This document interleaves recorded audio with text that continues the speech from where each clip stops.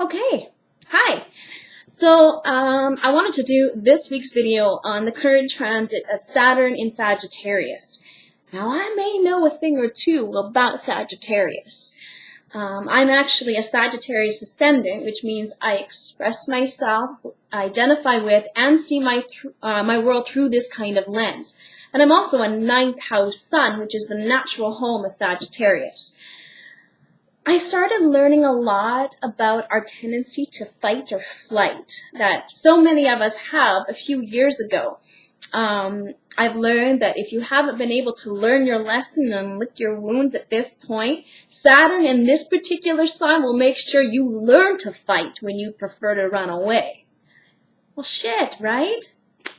Let me back it up for you a bit first, because I'm not just talking about physical fighting. Far from it, actually. In the story of Hercules, his task for this one is to banish the Stymphalian birds. These birds had sword-like beaks and iron feathers and made their home in an area that no human dared to go.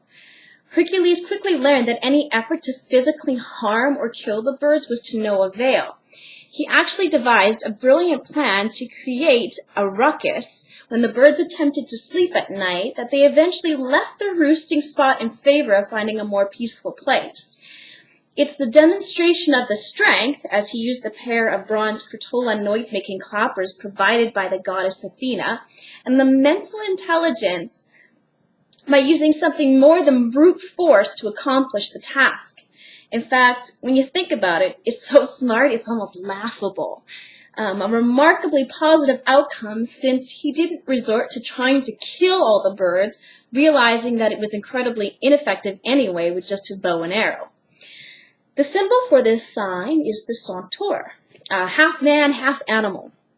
Legend has it that Cronus, also known as Saturn or Father Time, was having his way with the lovely Philyra when he was caught. Surprised, he turned himself into a stallion and ran away. During the transformation, however, he genetically altered his sperm so that when Philyra gave birth, she gave birth to a son that was half horse, half human. She was so disgusted, she turned herself into a tree. It's said that the Sagittarian tendency to avoid responsibility stems from their ancestral parents, who also avoided dealing with responsibility, as well as their taste for sexual and sensual enjoyments. The archetype that Sagittarius also readily identifies with is Chiron, the centaur. Chiron is known as the wounded healer who was accidentally shot in the knee with a poisoned arrow. Since Chiron was immortal, he couldn't die. He just suffered. It wasn't until Hercules came upon Prometheus, who had been chained to a rock by Jupiter for stealing fire from the gods to give to man, that Hercules came up with a plan to help them both. Prometheus was to suffer a painful death every day by having a bird peck out his gallbladder, only to have it regenerate so that he could live to see it happen the next day. The only way Prometheus could be freed is if someone willingly took his place. Hercules had Chiron replace Prometheus to end the suffering in his knee, and Prometheus was set free. To honor the sacrifice by Chiron, Jupiter allowed him to die and placed him in the heavens as the constellation Sagittarius. Centaurs today are representatives of chaos, unbridled passions, healing, stargazing, and warfare. Sagittarians embody the freedom of the stallion combined with the mind of men. The nature lends more of a get-straight-to-it nature with honesty and sometimes a lack of tact.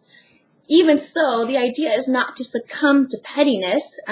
Detail is not the strong suit here. With Jupiter being the ruler here, it's meant to teach us to see the brighter side of things.